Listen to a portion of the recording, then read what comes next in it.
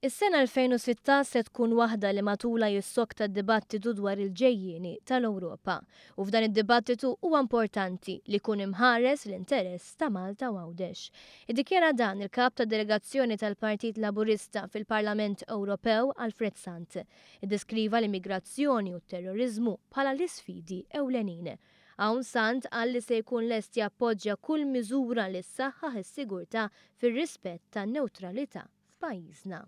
Żied li hemm bżonn ħidma li trid tirrispetta l-valuri Ewropej favur il-ħniena u loti tal-ken filwaqt li tħares ix-xewqat leġittimi tal-komunitajiet biex ma jitabbewx piżijiet finanzjarji u soċjali eċċessivi.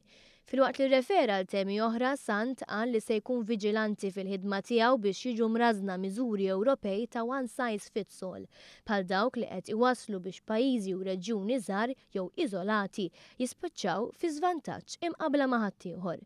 Fil-messaġġ tiegħu Alfred Sant ma naqas milli jsemmi wħud mill-kriżijiet li l-Ewropa għaddiet minnhom fis-sena 2015 filwaqt li f'okkażjonijiet oħra kien meħtieġ pożizzjoni soda favur pajjiżna.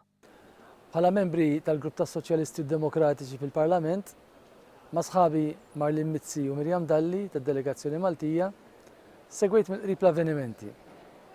Għamilna l-interventi meħtieġa biex kull fejn stajna nħarsu l-interessi ta' Malta. F'dan fejn kien neċessarju għall-interess nazzjonali, ġieli morna kontra l-linja tal-istess Soċjalisti u Demokratiċi.